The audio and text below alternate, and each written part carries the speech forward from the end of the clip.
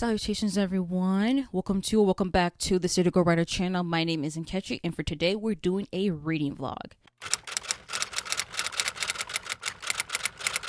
And in this reading vlog, I'm pretty much doing another reading challenge. It's pretty much similar to what I did in April, where I read 100 pages a day for a week, and we're doing it again because last time I didn't really do so well. In fact, it was actually a complete failure. Spoiler alert if you have not seen the video yet.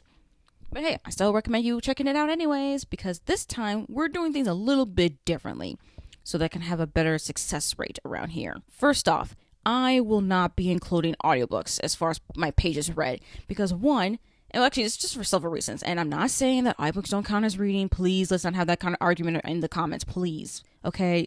Tired of discussion. Audiobooks is reading. It's just in the sense of reading 100 pages a day. We're talking about page count. You know, it's kind of hard to do that with an audiobook. It just doesn't work for me. So this time I'm not going to include audiobooks in here. I'm just going to be doing physical books and ebooks. So any e-arc, physical arc, book from a library, book from my physical TBR, that's what I'm focusing on in this reading challenge. And that way it's at least less pressure for me whenever it comes with an audiobook to figure out, am I listening long enough? It's okay. It's okay. Now, actually, I'm actually recording this after I completed the reading challenge, actually. So y'all are going to be pretty much will see me again around this spot a little bit later when y'all actually have caught up to where I am now. So I'm giving y'all a little heads up about other things, but not really to spoil the vlog for y'all. But yes, in order for me to really best do this reading challenge where I read 100 pages a day, I think it's just best to exclude audiobooks to being minutes listened instead of pages read. Now, my original TBR, quote unquote, had 3 books, and I read 2 of those 3. I'm not going to tell you what that third book was because it is pretty much irrelevant because I didn't even start reading it, so it don't even matter. But I've been reading some other things, and I hope y'all actually like the vlog when y'all get to that point. I'm actually pretty excited to show you all my progress in doing this reading challenge again, and to see if I really did actually succeed in doing so. Alright, hello everyone. Today is Tuesday. So here for the day 1 update for this vlog, and I actually have surpassed my goal, just as I kind of thought. I figured I would the first day. Not surprising. I read 173 pages, or at least I made it to page 173 in the book that I'm currently reading that I first started out with, and that is Court of the Undying Seasons by A.M. Strickland. This is for the Full Moon Book Club. This is the August pick, hosted by Jan from Jan Agaton. And yeah, I'm over a third. I'm not halfway through with this book yet. This, if you don't know, this is young adult, vampire school. It's also queer fantasy as well. So all the things. I was like, okay, cool. So nearly halfway there. And I will have to say the first third or so, yeah, I think the first third was left to be desired. I was like, okay, this is kind of dull. The protagonist, Finn, her initial motivation to even get into the school, I was like, yeah, this is pretty flimsy. And not flimsy in the sense of like the actual desire itself to avenge her mother, but just in the fact that it's flimsy and based on her circumstances, because I already knew that eventually she will grow to kind of be accustomed to me in the school. So I was just like, yeah, that's not surprising. So your whole thing with the hating, and I was like, yo, that's not gonna last. I already knew that was not gonna last, so we're here on that one. But other than that, though, something did happen. I think about a third, or at least 35% of the way through, made me go, okay, that's a little bit more interesting. Even though I'm still kinda bored, but not bored enough that I think this is actively bad or anything, or I feel like I'm dragging my feet to read this book because I am only reading it physically, but it does make me roll my eyes a little bit with some things that this main character is doing. And actually, Finn is really the biggest deterrent for me with this book. I don't like her character. And also, since I don't like her character, it actually makes it pretty difficult to really read because this is written in first person. Is it present tense? Yeah, it's first person present tense.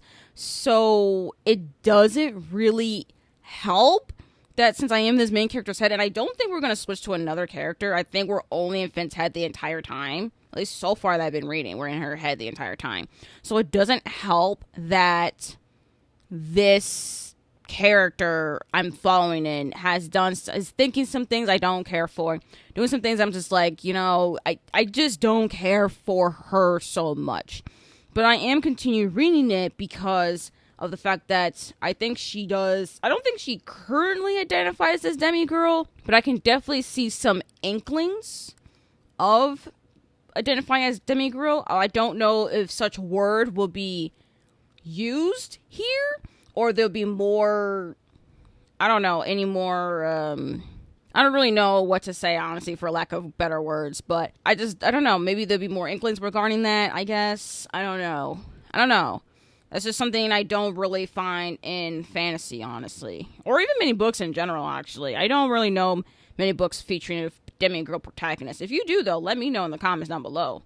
I would like some recommendations. And also, I do like vampires, so I was like, and this is a vampire school, which is something I'm not used to reading. So I'm like, look, there's some stuff around here that seems interesting. There's also some other more queer side characters as well that we're fun to get to see. So, like, I don't know. It's like, look, there's some things in here that I'm like, okay, there's something for me here to at least be somewhat interested in. It's just, I'm not really quite feeling it. And I don't know if that will change as I continue on reading this book. And actually, for as fast as I am reading it, I do see myself finishing this probably tomorrow. And since I am on page 173, that means I'll probably be reading more than 200 pages. But hey, nothing is set in stone. But for right now, this update, y'all, it's not much to be desired. I will let y'all know my full thoughts when I finish the book. Probably tomorrow. If it's not tomorrow, it'll be the day after that. Like, it's not going to take me long to read this book. And I do have another young adult book that I probably will read afterwards, or maybe I'll just read an adult book just as a palate cleanser from a young adult novel or something. I don't know. I don't know if this would be better if this was adult. To be honest, I don't even think it would. But yeah, again, this is where my thoughts are, and I'm nearly halfway there, and I'm feeling like this. I'm just like, yeah. But I'm still too curious to even DNF, so we're here. I'll let y'all know most likely tomorrow. Hey everyone, today is Wednesday. It's nearly 11 at night. And I did actually manage to finish reading Court of the Undying Seasons. I pretty much just read the last 227 pages of it today. And yeah, this was not a good book. I don't even recommend this, to be honest, and I think I might make a dedicated book review for it. This was just not good. The protagonist, Finn, was so insufferable and so dumb, making so many dumb decisions for like nearly half the novel, so that when this kind of switches for her to being still kind of a little bit also pretty insufferable. She is still pretty much insufferable, but then the plot of the story starts kicking in a little bit more, so at least I'm intrigued in that sense. But even then, it just ends up just being like a half-ass murder mystery with all the vampires that are dying in a way that seems mysterious. Like the way that it unfolds, the way we get answers. I'm just like, this sucks in the sense of just the protagonist. And then now we have murder mystery element in here that also kind of sucks. Like, what is this book? And I do kind of wish that I did DNF it, but I was already over halfway through when I felt like maybe I should have DNF'd it. But it's also just like, well, I'm already halfway through, and the book is really, really easy, and I haven't read 100 pages. And by the time I did read my 100 pages for the day, I was like, well, I don't want to drag this out to the next day. Like, why would I do that to myself? That feels more torturous to drag it out than to just read it and be done with it. Sure, I still could have just DNF'd it regardless, but I was like, I don't know. I just wanted to give it a chance, and it was not worth it. It just was not. And it really sucks because I really was reading this for the FOMO book club, and I was also intrigued because it's vampires and demigirl protagonists. Like, I've never encountered a book with the protagonist that identifies as demigirl.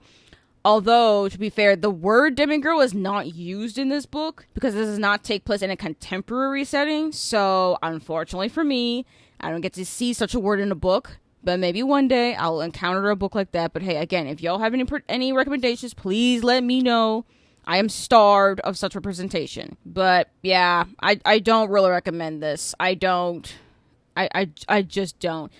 Finn's too insufferable of a protagonist to even be like, well, you could probably see other aspects. Like, I just don't get it. I don't get it. And I actually rated this 1.25 stars. Honestly, it could have just been a solid 1 star, but I'm kind of giving it the extra quarter of a star because of the demigirl rep, even though it's not as explicit as I was hoping for it would be, but it is in there, and I just appreciate that's even there as just an idea. Because even for Finn, her name is not, like, that's not actually her name. She had a name previously, but it's pretty much considered as a dead name. So I'm like, cool, that's really nice to, see. Now she also makes it pretty clear to characters that she's not a lady, and that she also not, like, I don't know, there's just some things I was just like, I can see that, I can feel that, but other than that, I don't see much else with it. But in the plot, side characters, there's only 1 or 2 side characters I really enjoyed, but the way Finn was kind of treating them in the first half, I'm just like, I don't appreciate that at all. She finally gets her act straight a little bit, but even by the very end, I don't feel like any of it was earned. Like, I really don't. I don't get why they see her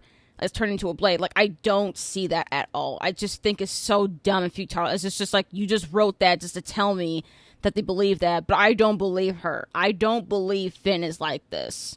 So, yeah, that was just a waste. I'm just glad I was able to get through all my pages and stuff, but also glad I just borrowed it from the library so that at least it's read. But yeah, definitely going on to be one of the worst books I read this year so far, because we still have 4 months to go. And then now, I mean, that's it. That's what I've been reading the past 2 days. So as far as what I will read next, I don't even know. I'll have to let y'all know tomorrow on what I decide to read next, because as of right now, I have 2 other library books currently, and then there's another library book ready for me to pick up at the library, so I could read that, or I could read my other books that I'm currently reading right now. So I'll see y'all tomorrow for the update.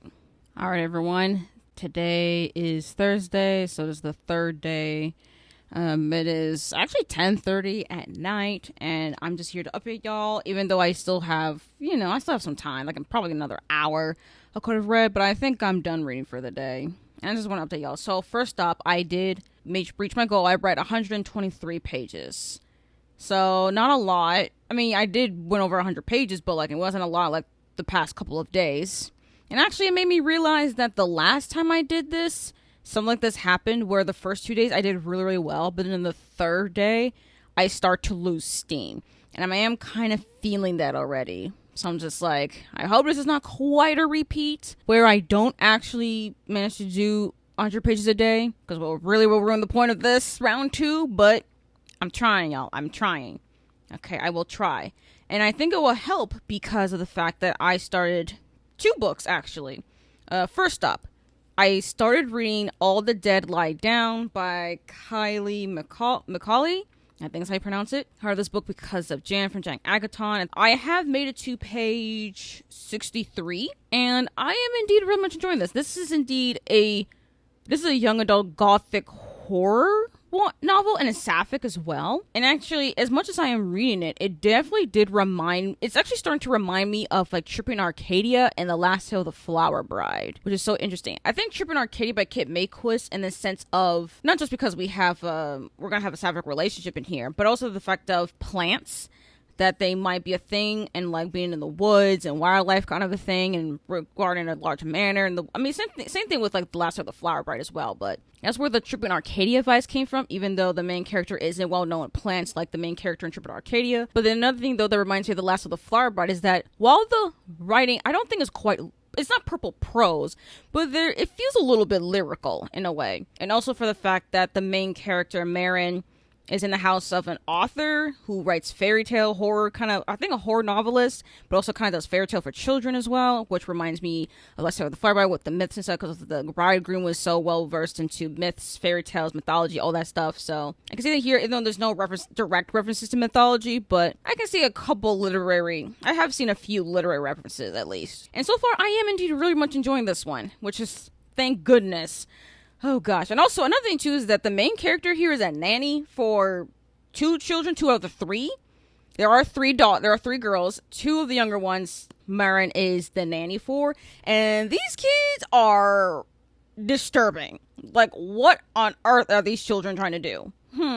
this makes me really sad on these kids. I'm like, okay, yeah, no, I will not be here. I'm going to let y'all know I will not be in this manner. But then again, Murray doesn't have a choice because honestly, after the death of her mother and she doesn't have any family or anyone else to care for, no one else to care for her or lean into, she literally actually has no choice but to be in this manor all the way in Maine. So she has no choice but to stay here. That is indeed even more disturbing because I'm like, oh crap, so you can't even leave anyways. You are literally stuck here. So I'm indeed curious to see how this all unfolds for sure, especially when the sapphic elements come more into play. So that's all the dead that the dead lie down. Very much creeped and eerie in here as well. Or maybe it's because of the coffee I drank that I'm feeling a little bit jittery, but the way that this book is also kind of eerie doesn't help things either. So we're here. And then the next book I was reading as well, I actually requested it on NetGalley and I just got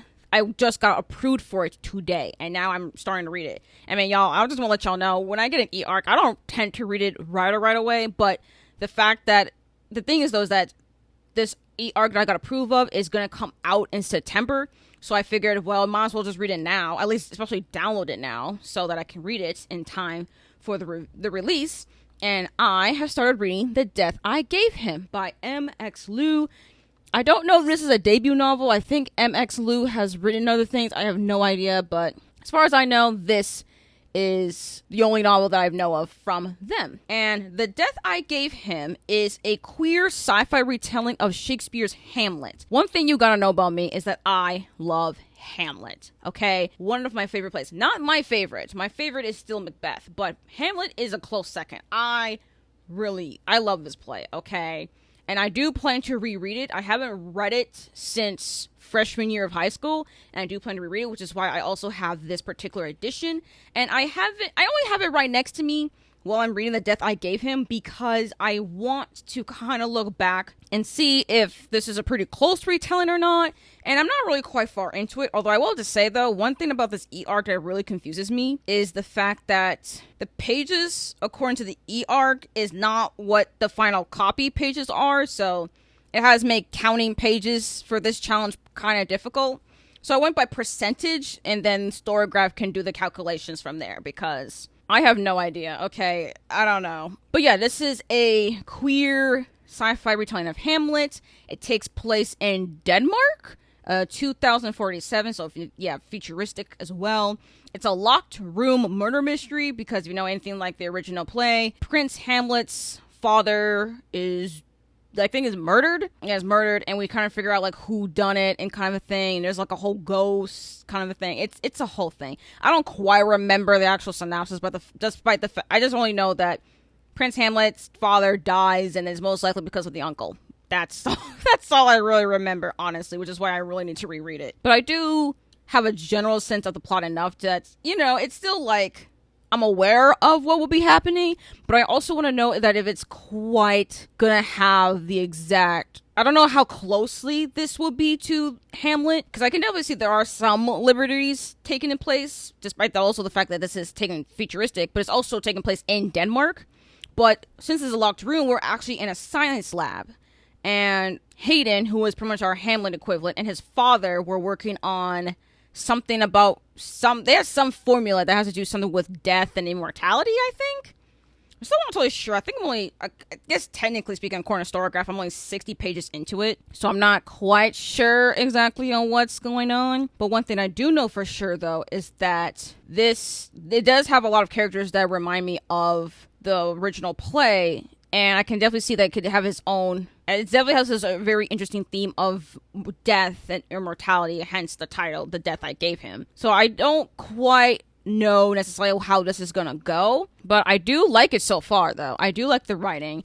I do like and how this is gonna be a murder mystery, because one thing I know as far as mystery is concerned is that I do like me a murder mystery, and it's just very interesting too, because there's also multiple POV. It's very, very, very much interesting. There's even a character named Horatio, which is actually a character in the original play, but in this book, Horatio is an artificial intelligence that's part of the system for the science lab. Very, very interesting for sure. But yeah, that's The Death I Gave Him for as much as I've read. Oh, actually, that's another thing. There are footnotes. Now, reading the footnotes on this iPad here is a little bit difficult because of the fact that it does link you to where you can find the footnotes, but those footnotes tend to be towards the end of the chapter. Instead of like having the footnote there and be like the bottom of the page kind of a thing, it's like you have to refer to the footnote at the end of the chapter, which I'm not really particularly liking. I don't really like it that way with the footnotes. I don't want to be like towards the end of the chapter. So like if I had it physically, I would have to flip back and forth.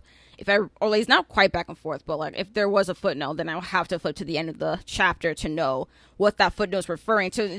Instead of just having the footnote like right there at the end of the page, like Babel, you know? Like have the footnote be like the end of the page. So that's like right there in front of me. So like I can get it, you know? I don't want it just being like towards the end of the chapter. So that's really annoying. But other than that, I do indeed am enjoying this so far. And I'll let y'all know if there's anything else in here too. But one thing's for sure though is that the fact that we are dealing with a death just like it was in the play. And we're dealing with like death of parents specifically, since this is a parent. There is grief in there as well. So those are for sure some immediate content warnings for that. And then All the Dead Lie Down. As far as I've gone in here, we also have death of parent as well, because Maureen's mother died.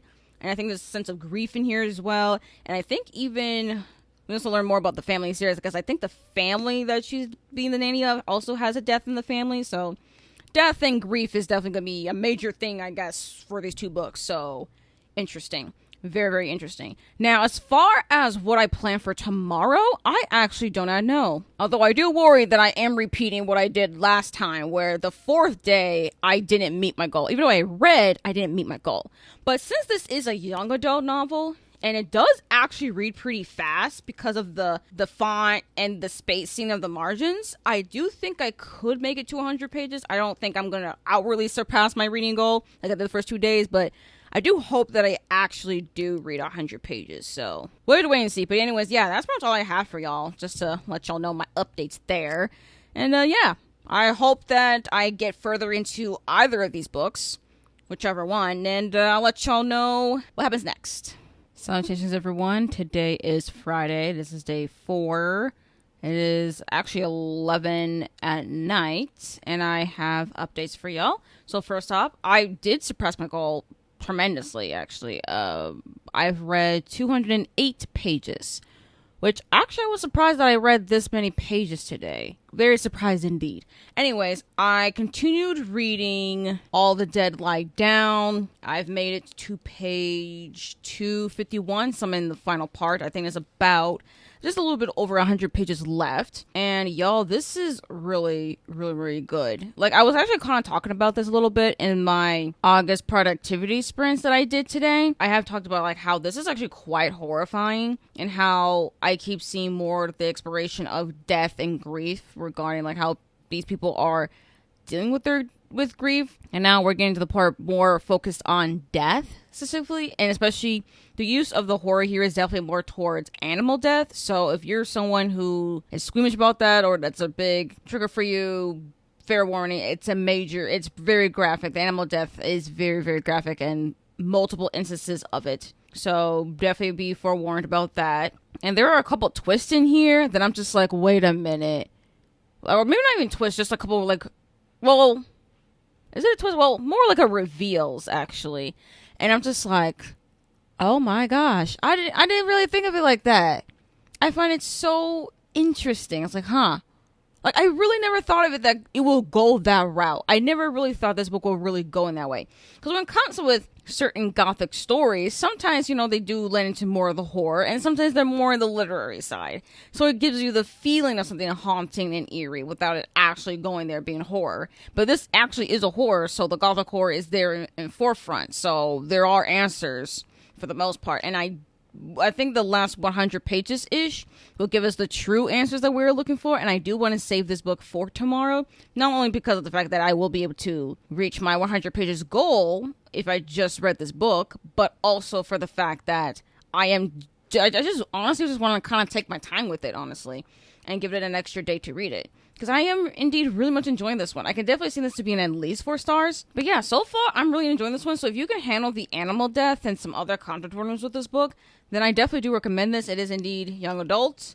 It is queer as well, so if you're here for gothic horror stories written for the young adult audience, I do recommend All the Dead Lie Down. And hopefully in the end, I can give y'all my final thoughts.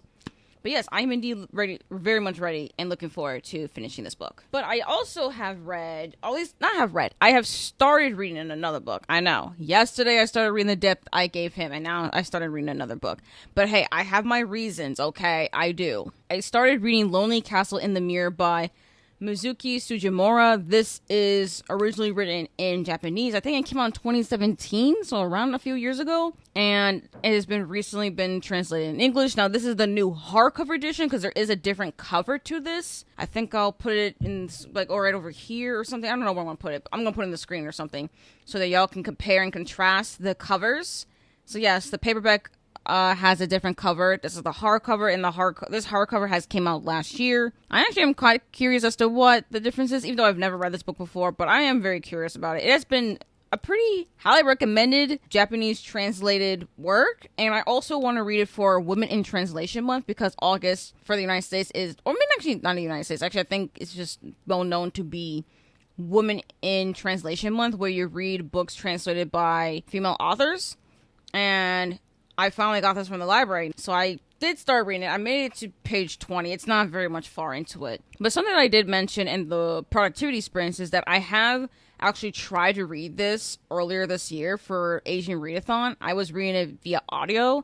I didn't have the physical. I only had the audiobook, and I didn't particularly like the audiobook. For as close we are to the end of August, I do want to sneak in at least one book for Women in Translation Month in here.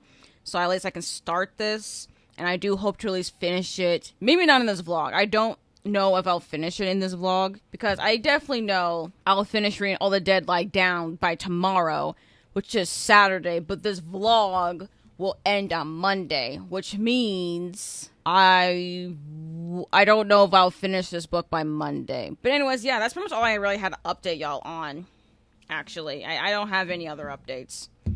But I definitely know for sure that I will finish All the Dead Lie Down and probably get back into Lonely Castle in the Mirror.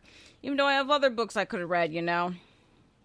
We are here, though, because what is consistency, right? Right. But anyways, yeah, that's pretty much it. Oh, actually, I forgot. Y'all like my shirt? It's a Puss in Boots The Last Wish t-shirt that I got from Hot Topic. And, yeah, I really, really like it. Puss looks really, really nice. Anyways, that's pretty much it. That's all my updates. So, yeah, I'll talk to you all tomorrow night.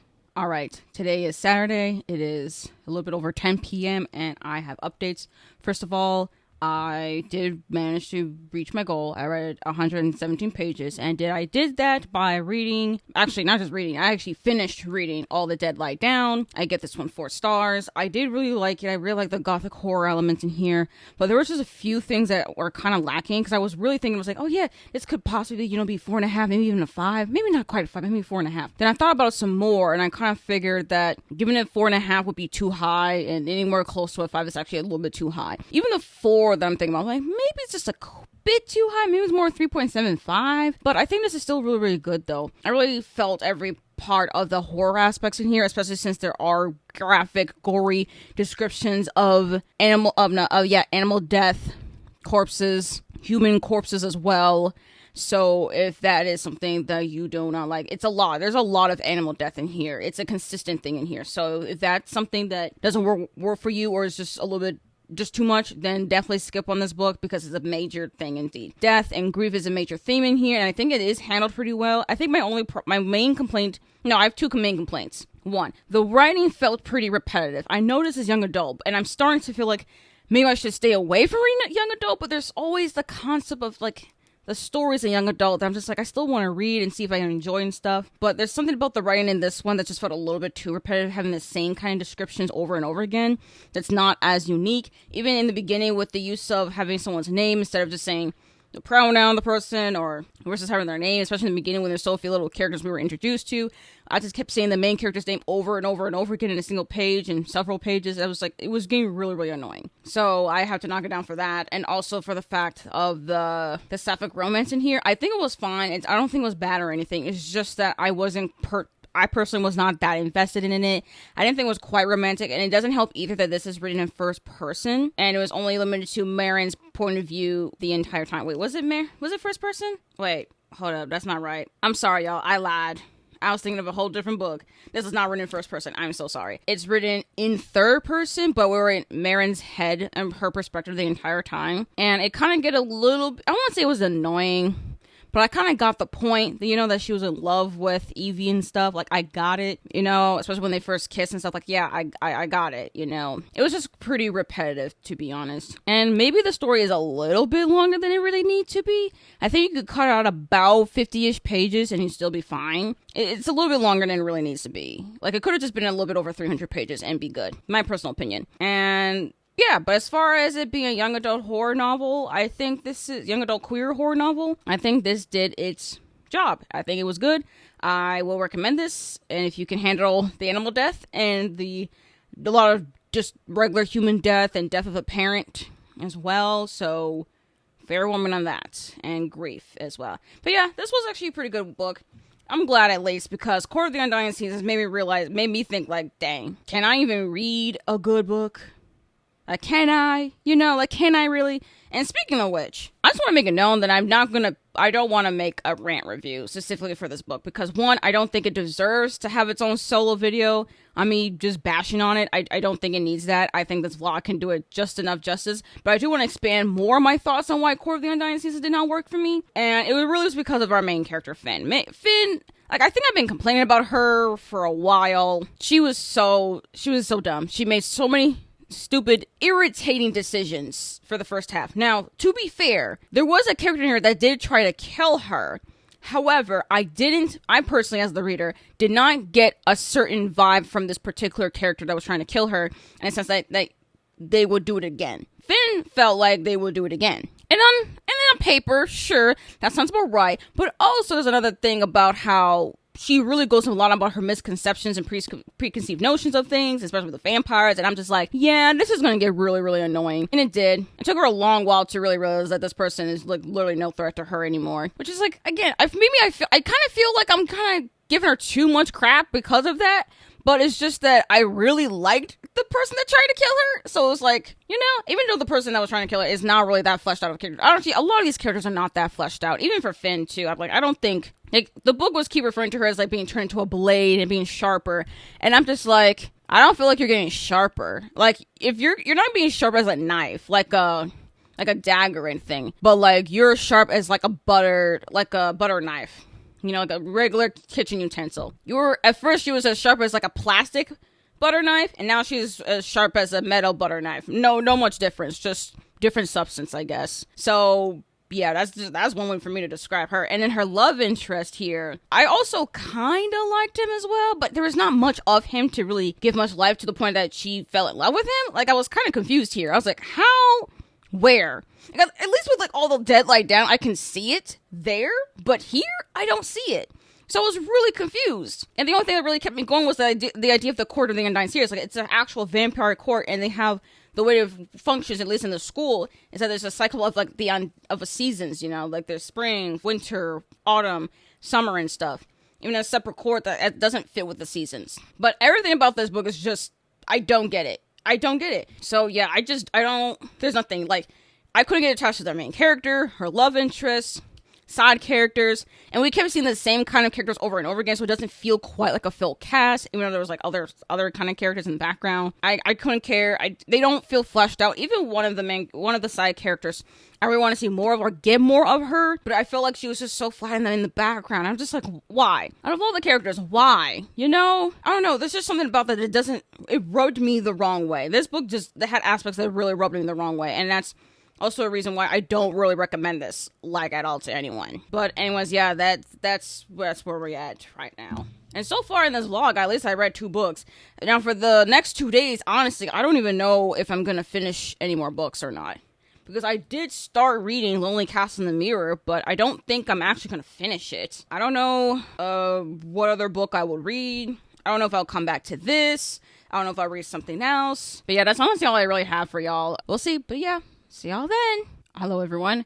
Today is Saturday. It is past 10 p.m. and I'm here to give y'all some updates. Even though I actually could continue reading, but I feel like, give y'all the updates around 10, before 11, around there. It's the best time to give y'all updates. So first off, I definitely surpassed my goal. I actually read 264 pages today, but that's because of the helpful hand of the second book I was reading today. So first up, Frankenstein. I actually was initially reading this earlier this year, but then I put it down because I was just not in the headspace to continue reading it. And then I was like, you know what? Let me finish my reread. Because I have already read this book already. I read it for high school. And I wanted to reread it to see like, oh, what's something about it that I really liked in high school that I could like even now? You know, is it still considered as a favorite?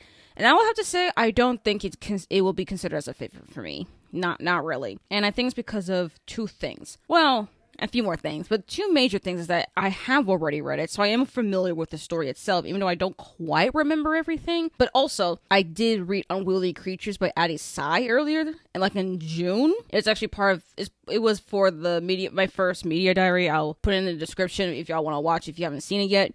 But that was a Frankenstein retelling, and I actually loved that one.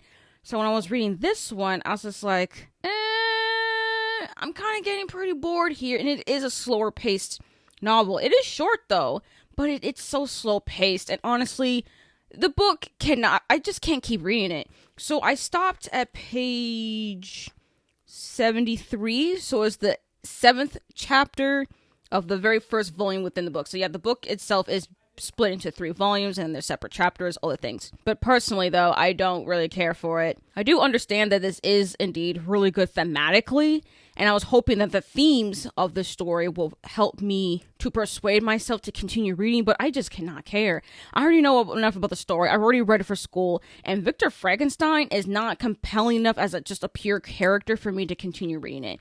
He's only interesting at a thematic level. Other than that, I don't care for his personality or anything else. So I'm just like, there's no point of me continue on reading it. So yeah, I just DNF'd it again. So yeah, I don't think I'm really going to come back to this. If I do come back to it, I have to be in a particular headspace to really absorb this kind of a story, but I don't think it's going to be anytime soon. So that's Frankenstein. So I read 73 pages of that. But the book though that really got me through the page count, Fullmetal Alchemist. That's right. And this is omnibus number 5. So this consists of volumes 13, 14, and 15. And I only read the 13th volume in this omnibus edition. Yeah. I'm finally getting back into reading Fullmetal Alchemist. Honestly, it's been a while, actually. And I do actually own all of the omnibus editions right there. It's just that I'm like, what's taking me so long to read them? So I was like, you know what? Let me pick this up.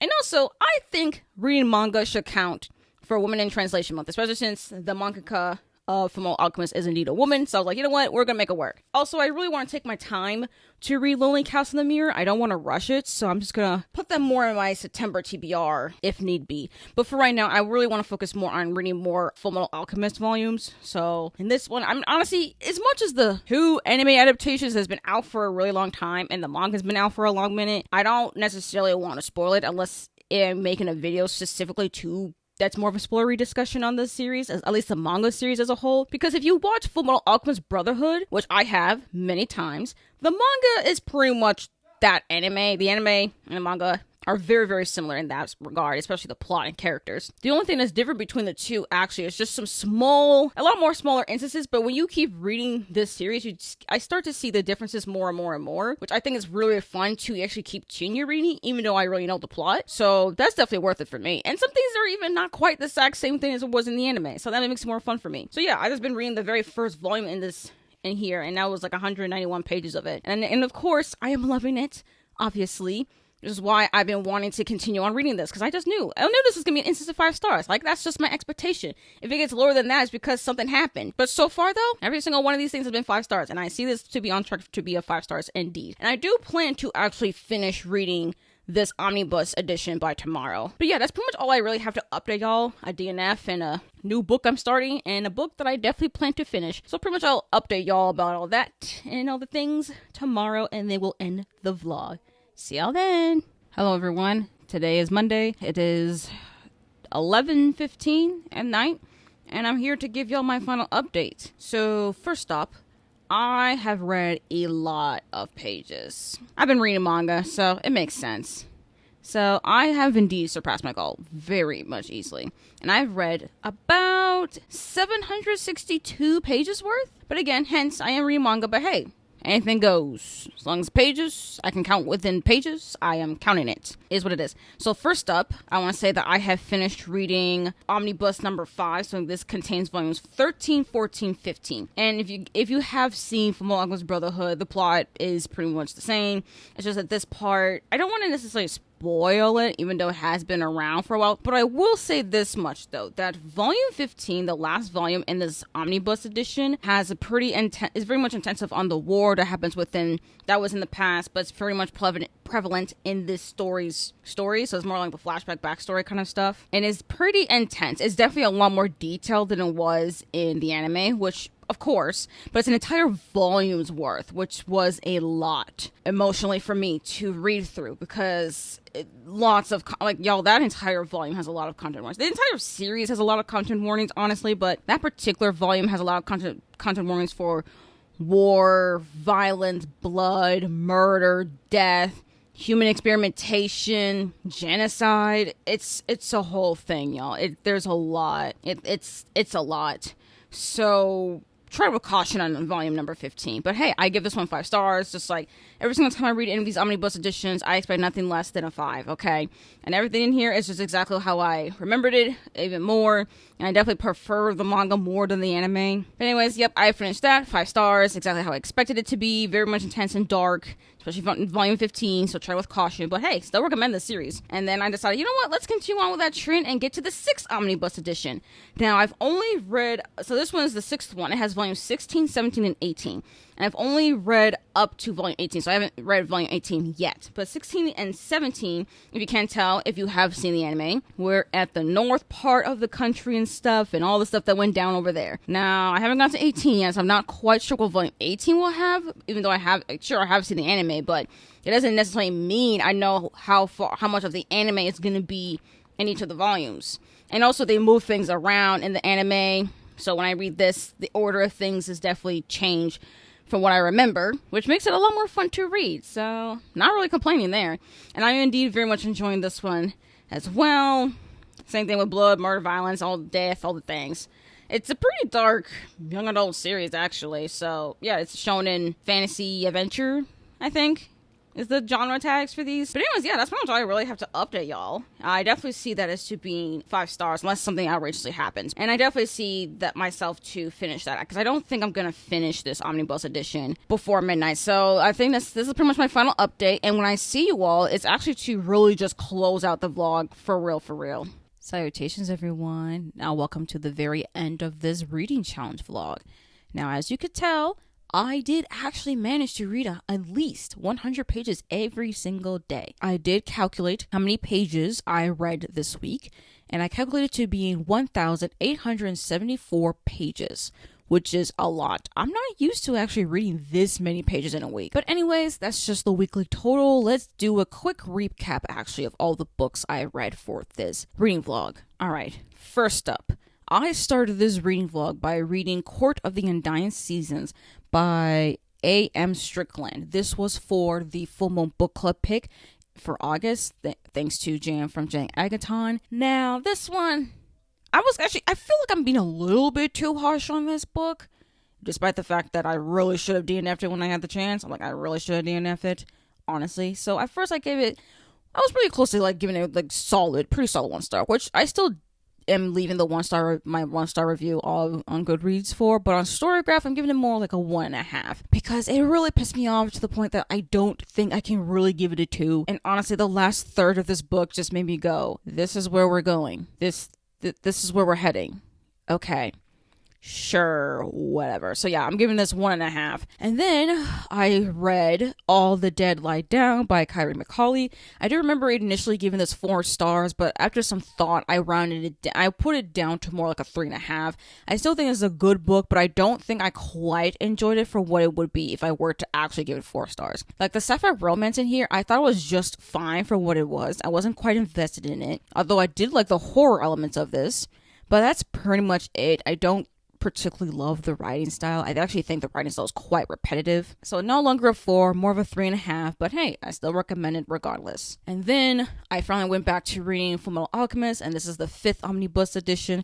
It carries volumes 13, 14, 15. This one I gave 5 stars. Honestly, every single time I read this, I'm just like giving it 5 stars. And you're probably wondering, why on earth do you keep giving them 5 stars? First of all, it's just, I mean, it's not quite just because of the nostalgia, but it's also the fact that how I'm actually getting so much more from the manga than I did with the anime. Like, an anime can only do so much with the adapt, and there are so many volumes in here. And also the anime, Fullmetal Alchemist Brotherhood, because there are 2 adaptations. Fullmetal Alchemist Brotherhood, the 2009 adaptation, is actually a pretty short anime for how many volumes there are. Like, there are 27 volumes, which means that there are 9 omnibus editions. And for a series that long, you would think that the actual anime would be a little bit longer.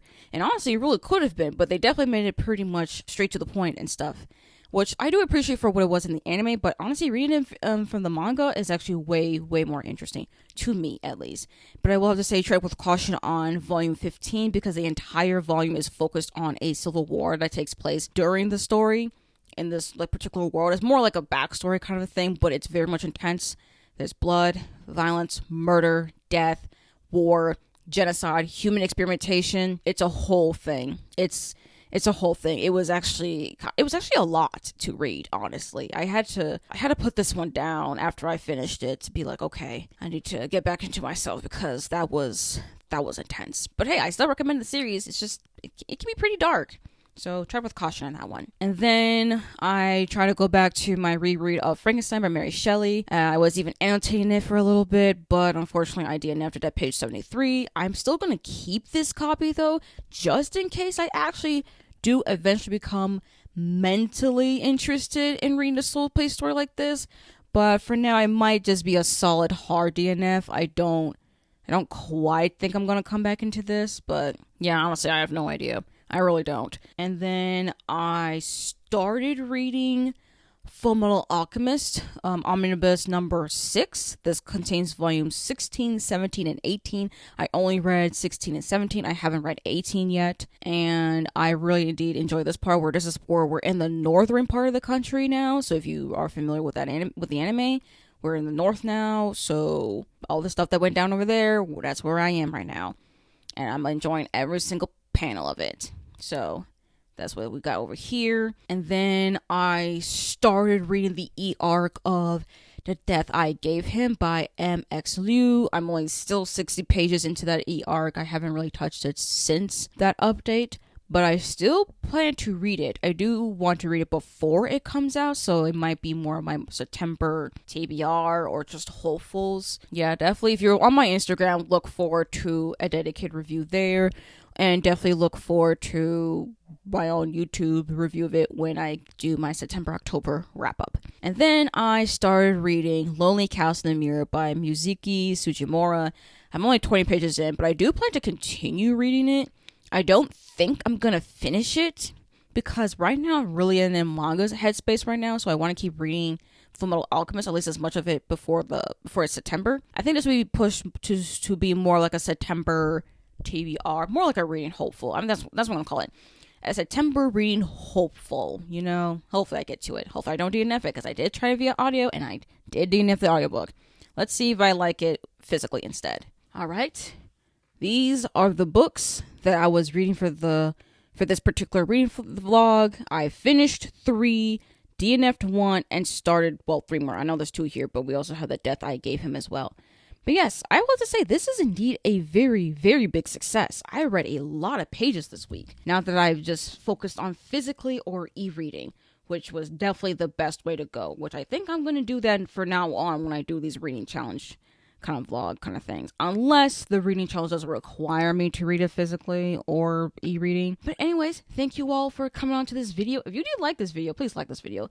Subscribe if you like my kind of content. Now, if you made it this far into the video, but you're not totally sure what to comment, but you want to let me know you're here, comment down below a medical symbol. Now, I'll put it on the screen here on what that symbol looks like, but it's going to be in honor of Fullmetal Alchemist. So yeah, I think that's what we're going to do for Fullmetal Alchemist. But yes, thank you all again for coming on to this video, and I hope to see you all in my next one. Bye.